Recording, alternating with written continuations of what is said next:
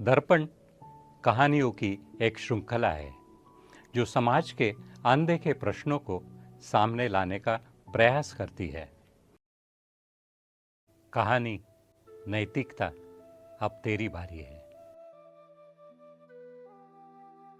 एक शांत झील में एक हंसिनी रहती थी, सरस्वती। वह न केवल सुंदर थी बल्कि अपनी सच्चाई और निडरता के लिए पूरे जंगल में प्रसिद्ध थी।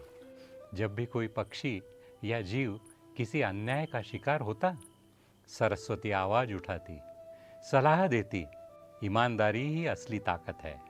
भले अकेले पड़ जाओ पर सत्य का साथ मत छोड़ो। कछुआ गोपी जो झील में ही रहता था, अक्सर कहता, सरस्वती तू केवल बोलती नहीं, जीती भी है नैतिकता को। तू तो झील की आत्मा है। एक दिन सरस्वती के जीवन में असली परीक्षा आई।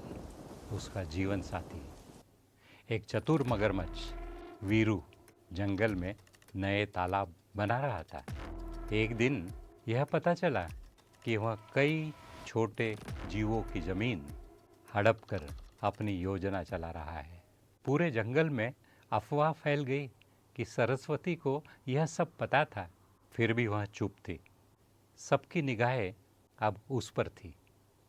कछुआ गोपी, जो उसका सबसे बड़ा समर्थक था, बोला, सरस्वती ये वही समय है जब तुझे अपनी बात साबित करनी है। अब तेरी बारी है। सरस्वती ने आंखें झुका ली। यह मेरा पारिवारिक मामला है, उसने धीमे से कहा। झील सन्न हो गई। वहीं हंसिनी, जिसने दूसरों को न्याय और नैतिकता का पाठ पढ़ाया, आज अपने करीबियों पर सवाल आते ही चुप हो गई थी। बगुला बब्बन बोला, तू दूसरों के लिए साहस थी पर खुद के लिए चुप। यही तेरी परीक्षा थी और तू उसमें असफल हो गई। सरस्वती टूट गई। उस रात वह झील के किनारे बैठी रही देर तक। उसने खुद से पूछा, क्या मैंने सिर्फ दूसरों के लिए ईमानदारी का चोला पहना था? क्या मैं सच में वही थी जो खुद को मानती थी? अगले दिन उसने सबके सामने आकर कहा, मैंने अपने जीवन साथी की गलती को नज़रअंदाज किया। यह मेरी सबसे बड़ी कमजोरी थी। अब मैं इस झील की आत्मा बनने लायक नहीं। वह झील छोड़कर दूर चली गई। उसे पश्चाताप हुआ, अपने ही जमीर की तलाश में। जब तक नैतिकता सिर्फ दूसरों के लिए है, तब तक वह ज्ञान है।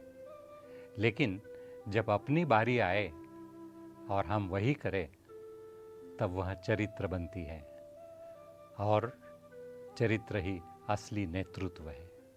Dr. Rajan Velukar sir has initiated a very nice program.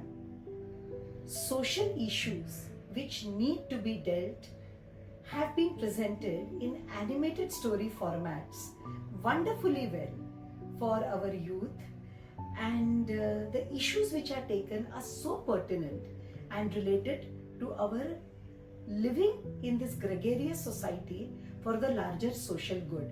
My sincere request to all the audience viewing these stories is that share them to their maximum limit so that we set the ball rolling for a larger social good.